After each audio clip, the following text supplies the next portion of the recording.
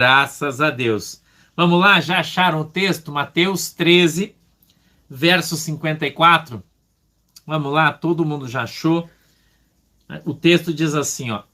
E, chegando à sua pátria, ensinava-os na sinagoga deles, de sorte que se maravilhavam e diziam: donde veio a este a sabedoria e estas maravilhas?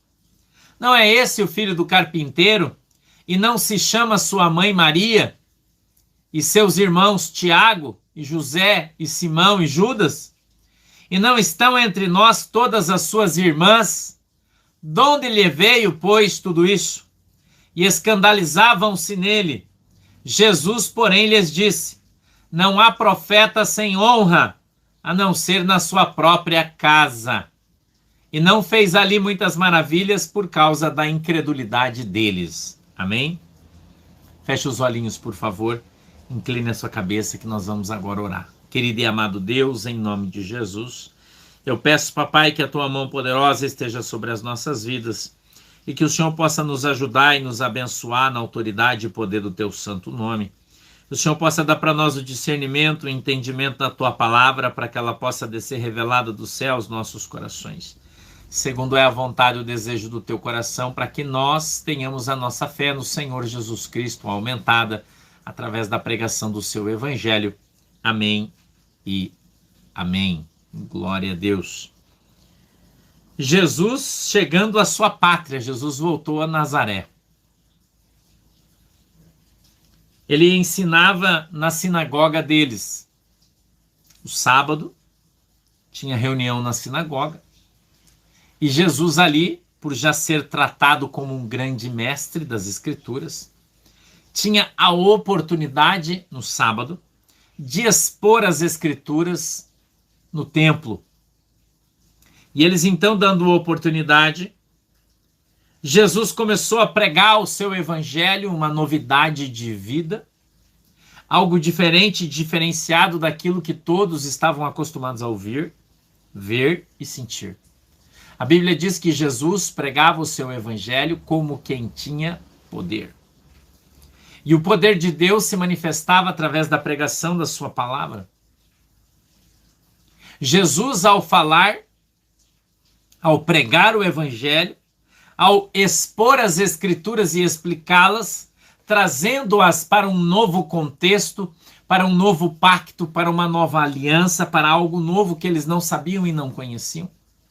Porém, eles reconheciam em Cristo a capacidade, a sabedoria, o discernimento, o entendimento que Jesus tinha dentro do Velho Testamento.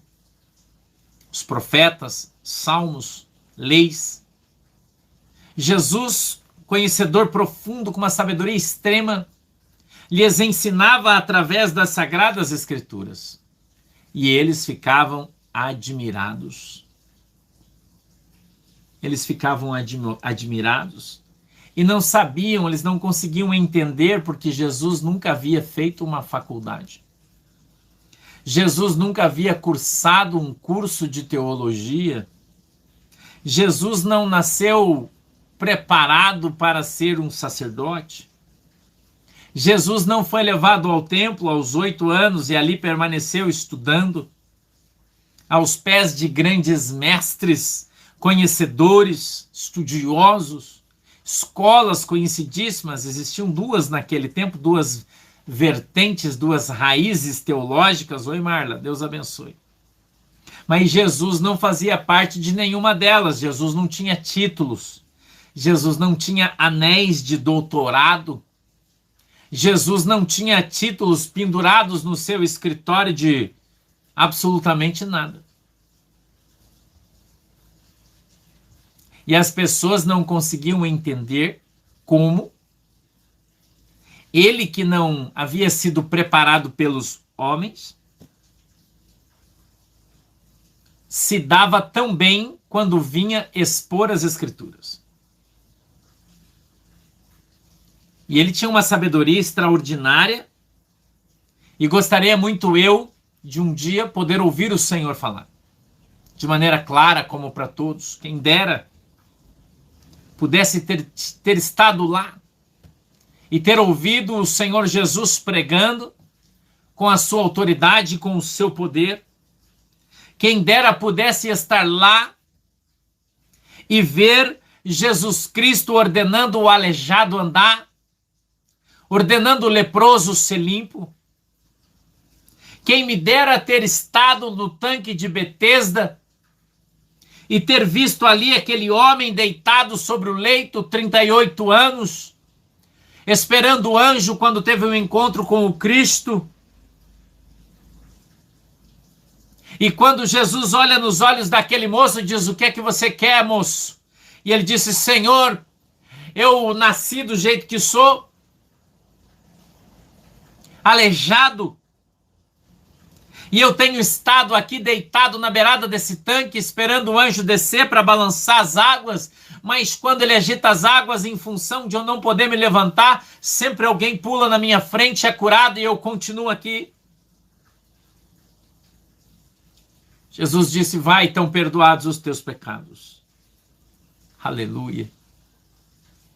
E todo mundo se admirou e disse: quem é esse que perdoa pecados? Jesus olhando disse: vocês acham que é difícil para mim perdoar pecados? Então eu vou mudar. Pega o teu leito, levanta e anda. Aleluia. A Bíblia diz que aquele homem há 38 anos deitado, aleijado, havia nascido aleijado. Ele se levanta num salto só, pega o seu leito, coloca sobre as suas costas e sai andando, louvando e glorificando o nome do Senhor. Jesus já é famoso.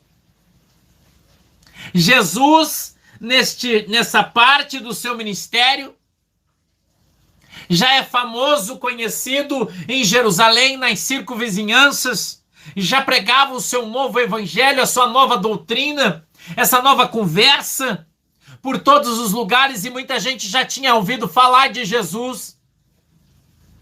Quem sabe 1 ano já do seu ministério, Jesus já conhecido por abrir o olho dos cegos.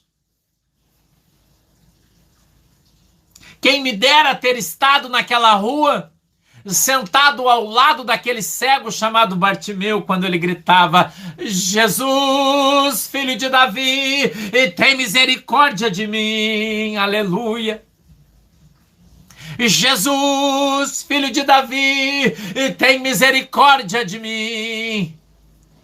E quando os homens que andavam próximos a Cristo diziam: cala-te, não incomoda o mestre, e ele persistentemente gritava: Jesus, filho de Davi, tem misericórdia de mim. A Bíblia diz que Jesus parou. Eita, aleluia. Jesus parou, irmão. Maravilhoso é o teu nome. E disse: ei, quem está gritando? Aleluia. Eles disseram: é um cego. Ele fica aqui sentado na saída da cidade. E Jesus disse: traz ele. Eu creio que Pedro, a Bíblia não diz, mas creio que Pedro, João foram até o Bartimeu e disseram: viu, tu incomodou o mestre, agora ele quer falar contigo, vamos lá. A história disse que tinha mais de 5.000 pessoas ao redor de Jesus.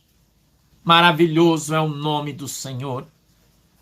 E quando Bartimeu vem diante de Cristo, sente o seu cheiro, sente, eu creio que um arrepio no seu corpo.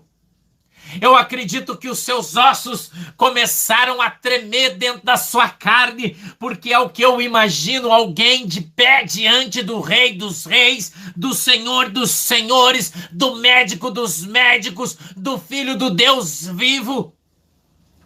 Ele fica em pé diante de Cristo e ouve a sua voz. Ele diz: ei, o que você quer que eu te faça? Ele diz: Senhor, eu veja. E Jesus, com os seus olhos de amor, abre a sua boca santa, cheia de autoridade, e disse: então veja. Labassubicantaramanassou. O poder de Deus entrou em ação, irmão. E a Bíblia diz que os olhos daquele homem se abriu. E ele olhando aquilo maravilhado, porque ele nunca tinha visto. A Bíblia diz que ele era cego de nascença. Os seus olhos nunca tinham contemplado a luz do sol. E ele agora vê maravilhado. Ele deita, ele cai aos pés de Cristo e diz: Senhor, tu és o Filho de Deus. Aleluia. Todo mundo vê, todo mundo ouve, todo mundo sente o poder de Deus em ação naquele lugar. Quem sabe sentiu aquela emoção, aquela multidão de anjos ao seu redor. Aleluia. Algo tremendo, algo maravilhoso aconteceu naquele lugar, um mover extraordinário. Algumas pessoas relatam nos dias de hoje que quando vão a Israel, quando eles descem de navio ou eles descem de avião, muitas pessoas relatam isso, que quando pisam na Terra Santa, os seus pés começam a queimar. Abaixo, lecanta, namasubicai.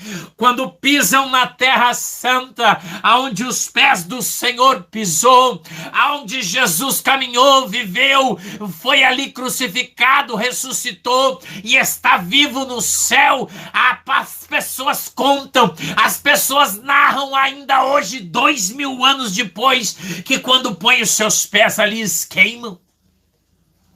Eles sentem o poder de Deus. As pessoas dizem que o seu corpo vibra, que os seus olhos se enchem de lágrima e eles sentem a presença de Deus naquele lugar. A casa de Deus. A casa de Deus. E Jesus então diz: olha, eu preciso voltar na minha casa. Eu preciso voltar na minha casa. E a Bíblia diz que ele volta então para a sua terra. Agora conhecido e reconhecido como Cristo. Não apenas Jesus. E a Bíblia diz que quando ele chega naquele lugar, quando ele chega naquele lugar, ele vai na casa da sua família. Escute aqui você o que a Bíblia diz. A Bíblia diz que quando ele começa a pregar naquela sinagoga, quando ele começa a pregar no templo, eu creio, irmão, que quando a voz do Senhor Jesus saía da sua boca, ela ecoava naquela construção e a construção tremia. Quem crê nisso, diga glória a Deus. Aleluia. Eu creio que as paredes daquele templo tremeram.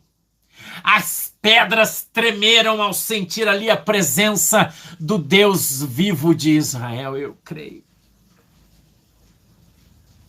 Eu creio nisso. E até mesmo aqueles homens incrédulos, até mesmo aqueles homens que queriam subjugar Jesus,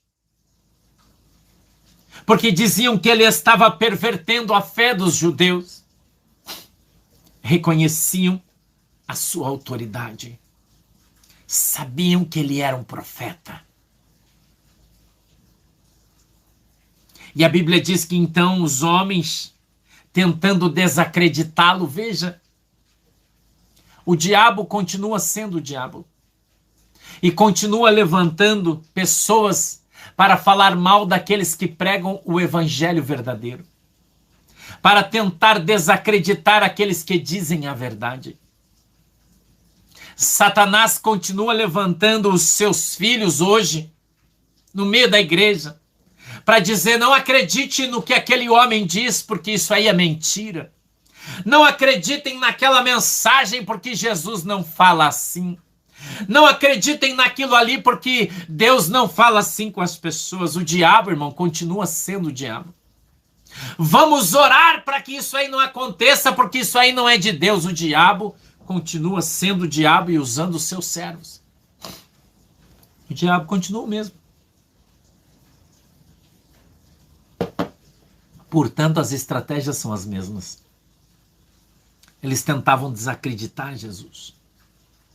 Eles tentavam tirar a credibilidade de Jesus. E para isso, eles expunham a sua família. Eles expunham a sua família. E você vai olhar para mim e vai dizer, pastor, mas eu aprendi lá na igreja católica que Maria morreu virgem. Mas eles mentiram para você. Isso é mentira. Não é isso que a Bíblia fala. É muito importante você prestar atenção no que o texto está dizendo. Você está lendo a Bíblia junto comigo. Vem este homem que era do templo. E ele disse, não é esse o filho do carpinteiro?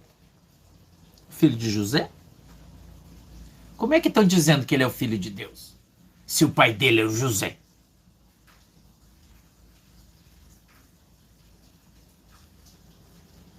Não se chama sua mãe Maria? Como que ele é o filho de Deus, se o pai dele é o José, a mãe dele é Maria? E os seus irmãos? E ele usa a ponta, porque eles estão lá. E os seus irmãos, olha aí o Tiago, o José, o Simão e o Judas. Tá todo mundo aí, ó. Filhos de José e Maria. Como Maria morreu virgem, irmão? Se ela tinha um monte de filho.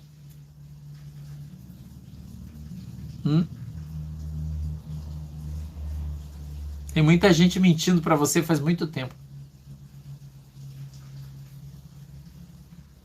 Jesus, escute isso que eu vou te ensinar. Ele é o unigênito filho de Deus, ou seja, o único. Mas de Maria, ele é o primogênito, ou o primeiro. Depois dele, ela teve 9 filhos. 4 meninas e 5, aliás, 4 meninos e 5 meninas. E isso está na Bíblia. Aí ninguém conta isso para você. Né? Tem alguns que dizem, não, é que a Bíblia fala irmãos, porque eles eram todos irmãos, então, na verdade, eles eram primos, mas daí a Bíblia chama eles de irmãos.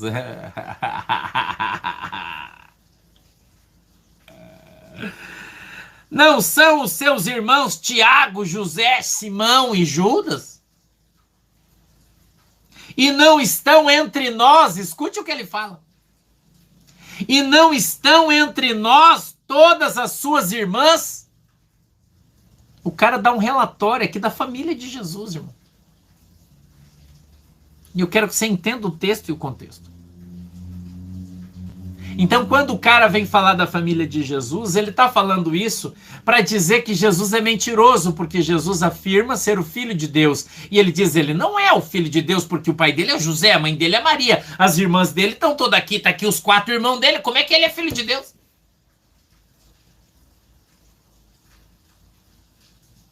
Tá vendo? Como você está aprendendo? Eu estou te ensinando você a ler a Bíblia. Olha como é importante. Olha como é importante.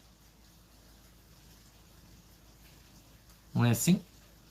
Então você está aqui hoje aprendendo a verdade.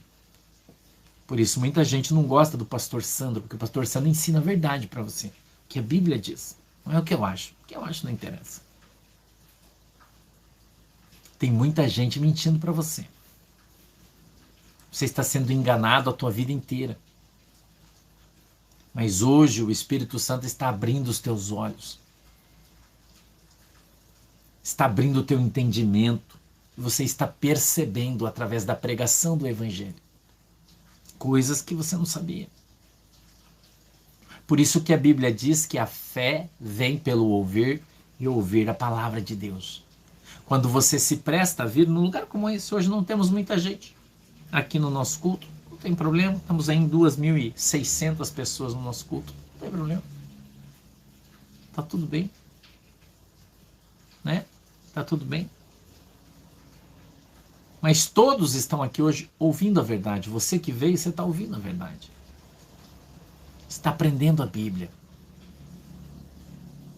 Você está aprendendo que você está ouvindo mentira há muito tempo. Muito tempo. Então a gente continua. No verso de número 57 diz assim: e escandalizavam-se nele.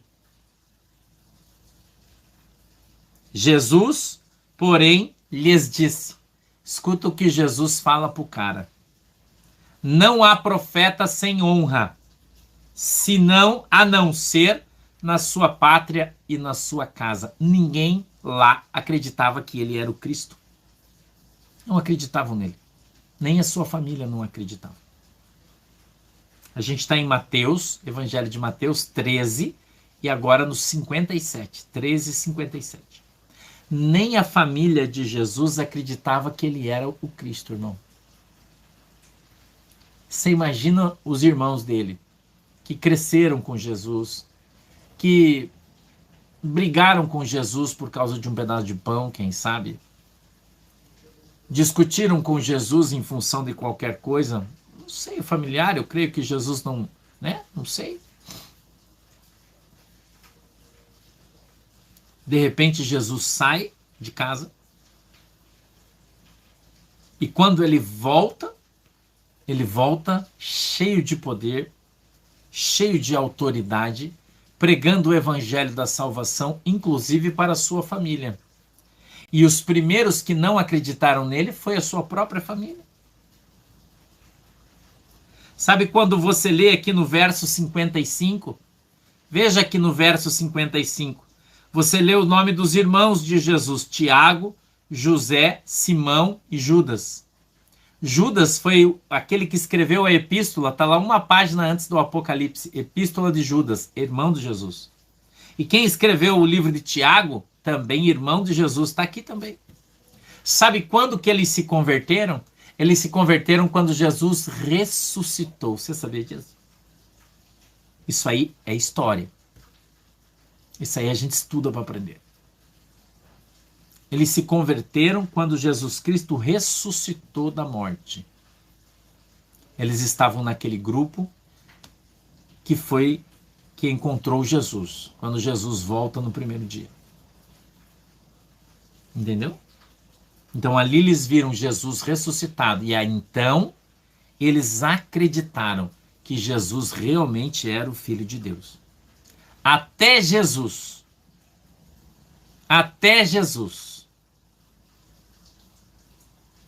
morrer 3 anos, ninguém botava fé da família que ele, mesmo vendo os sinais, mesmo percebendo tudo que ele falava, tudo que ele fazia, os caras não acreditavam em Jesus. Muita gente não acreditou. Conviveu com Jesus, viveu com Jesus. E a incredulidade os impediu de serem alcançados pelos milagres de Jesus Cristo. A incredulidade deles os impediu de serem alcançados pelos milagres de Jesus Cristo. Então, quando eu e você observamos que no verso de número 58 está escrito assim: e não fez ali muitas maravilhas por causa da incredulidade deles. Então venha a nós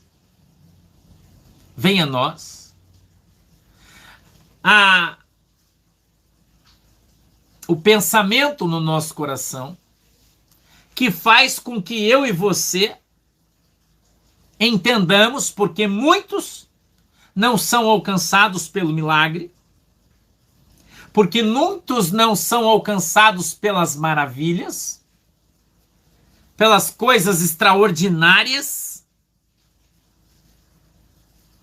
né? Porque eles não conseguem acreditar. A Bíblia diz, e eu quero que você preste atenção, que sem fé é impossível agradar a Deus. Então tem muita gente que convive com Jesus, tem muita gente que vive com Jesus, muita gente, mas não crê em Jesus. Não crê. Não acredita. De verdade, de fato. Não crê. Ele olha e fala: será que isso aí?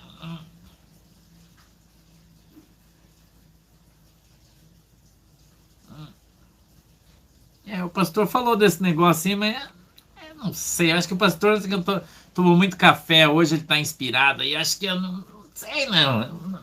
Esse negócio aí eu não boto muita fé. Quer ver uma coisa que as pessoas não acreditam? Quer ver? Vou te dar um exemplo. Você quer um exemplo de uma coisa que a maioria das pessoas não acredita? É quando o pastor ora e abençoa a água que você coloca aí. Muita gente não acredita nisso, duvida. Sabia? Muita gente não acredita nisso. Que um copo de água pode curar alguém. Muita gente não acredita. E você vai dizer assim, mas pastor, quando que Jesus se utilizou de algo para fazer um milagre? Jesus não precisava disso. Não? Tem certeza? E quando Jesus cuspiu no chão, irmão, e fez um barrinho e colocou no olho do cara? Por que ele fez isso? Eu te pergunto. Por que ele fez isso? Eu pergunto para você. Jesus não podia tocar no olho do cego e falar, veja, e o cego vê? Pergunta que eu faço para você. Mas por que Jesus cuspiu no chão, fez um lodo e passou nos olhos do cara, irmão? Eu te pergunto por que ele fez isso. Já parou para pensar? Jesus se utilizou de algo.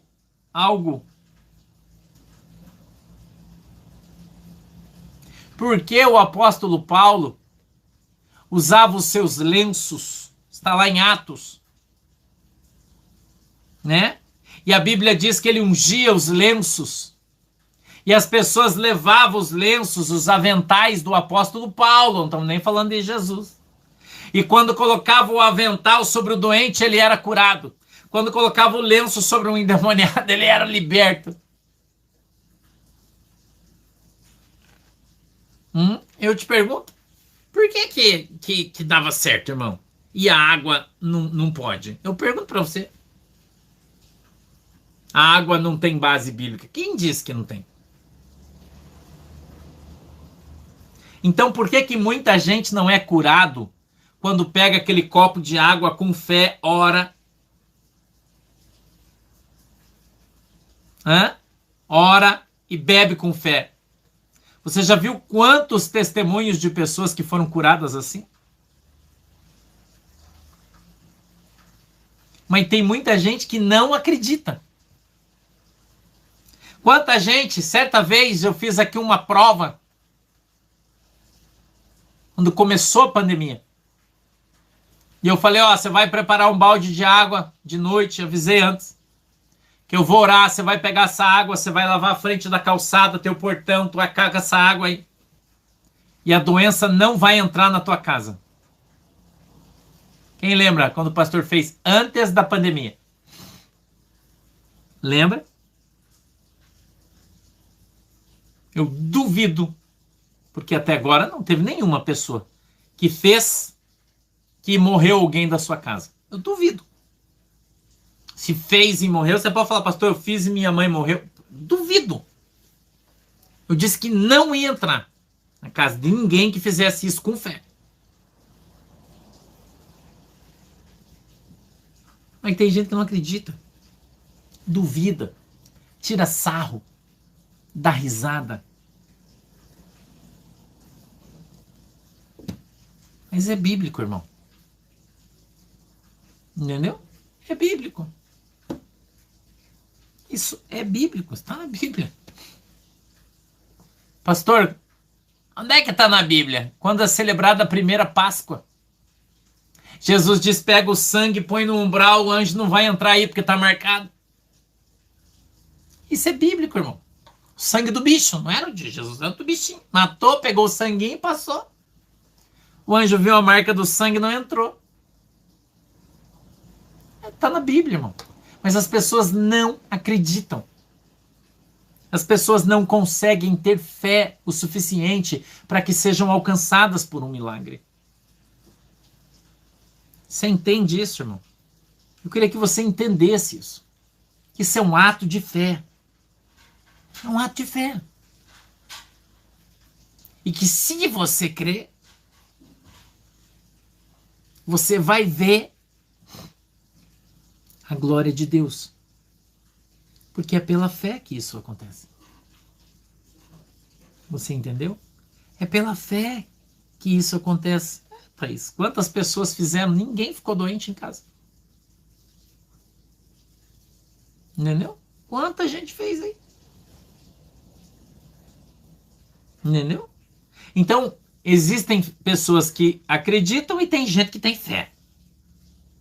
Então, a diferença, irmão, entre aqueles que são abençoados, aqueles que recebem a bênção, aqueles que recebem o milagre. Esses dias eu fiz uma oração aí, disse que um monte de gente já compra carro. Já tem uma galera aí que mandou mensagem para mim que já comprou carro, outro ganhou, outro fez. Tem um par já de gente aí. Acho que 6, 7 pessoas aí. Já, nós estamos no dia 5 ainda. Nós oramos na virada, eu fiz essa oração, eu falei, Deus vai te dar, e já tá dando. Um monte de gente está alcançando. E por que outros não alcançam? Porque não acreditam. Não acreditam. Entendeu? Tem gente que debocha, irmão. Tem gente que debocha, que não acredita, que não bota fé, que não leva a sério. Então, na própria família de Jesus, tinham pessoas que eram assim. E eles só creram quando eles viram Jesus ressuscitado. Aí eles acreditaram.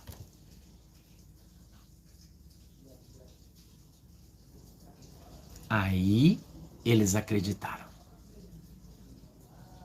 Então nós precisamos exercitar a nossa fé.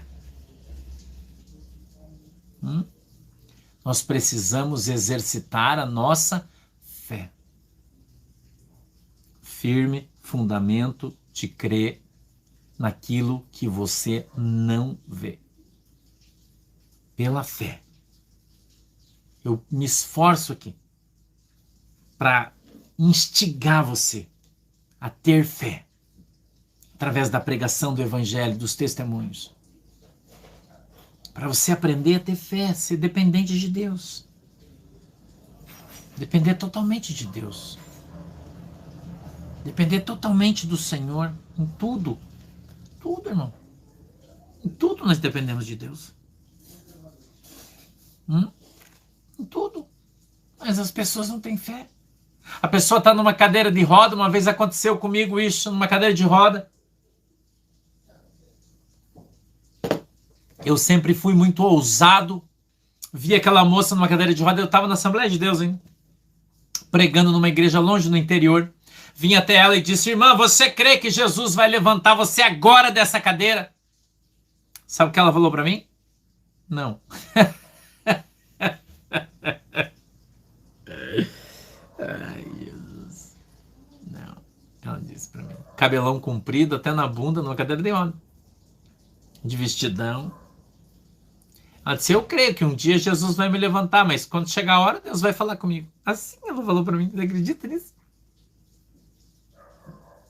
Quebrou minhas pernas, irmão. Perdi até o rebolado quando ela falou não. Não. Ela remendou. Não, eu creio um dia, né? Mas hoje não.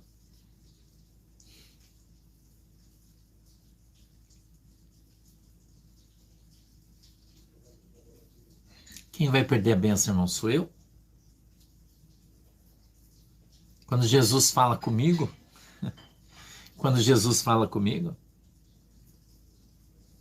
e me dá alguma coisa, ele fala, filho, eu vou te dar um bagulho. Ele fala, opa, é nóis, Jesus.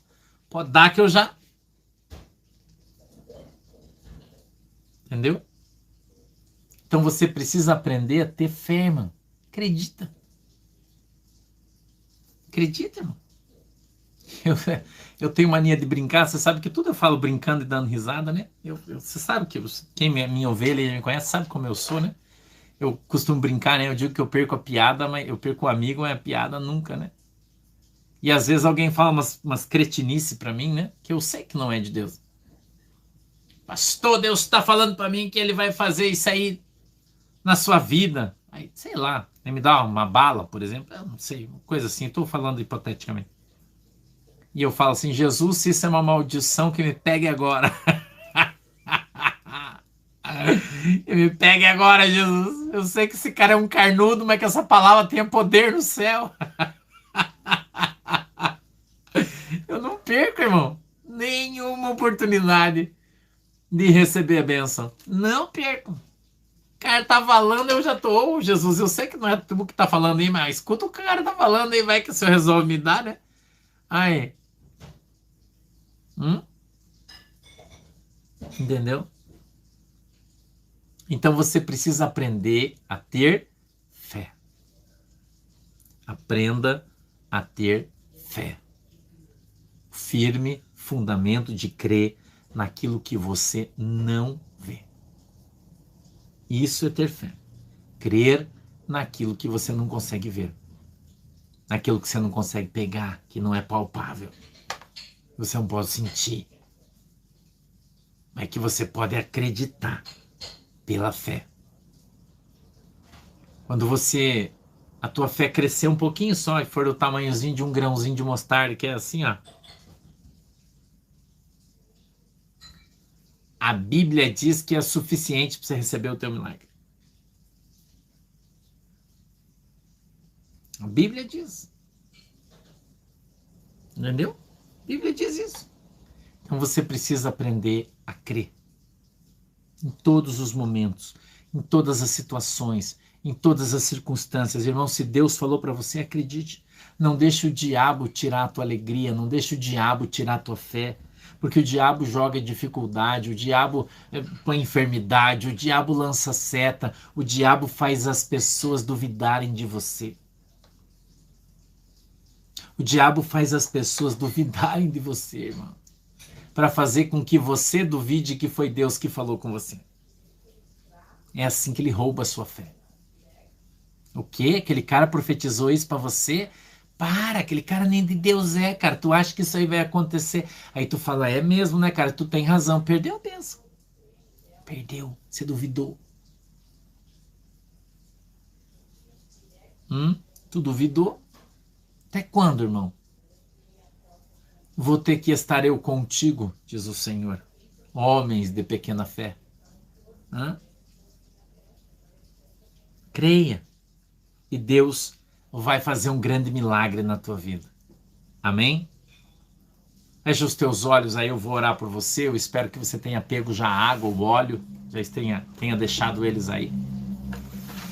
Eu vou orar agora. Querido e amado Deus, em nome de Jesus, eu quero aqui, Senhor, apresentar o meu povo, minha igreja, os meus amigos, cada um deles que está aqui. E eu peço que o Senhor possa ajudá-los e abençoá-los em nome de Jesus. Papai do céu, eu peço que o Senhor possa aumentar a sua fé hoje.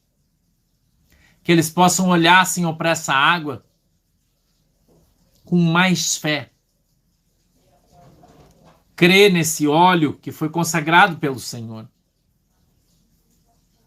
Que o Senhor possa abrir o seu coração. Que o Espírito Santo possa soprar em cada um deles.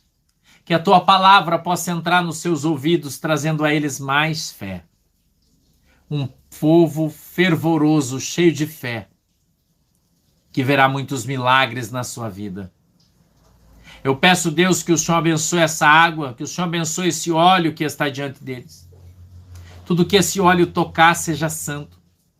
Quando esse povo beber essa água ou utilizar ela, que eles sejam alcançados pela sua fé em nome de Jesus.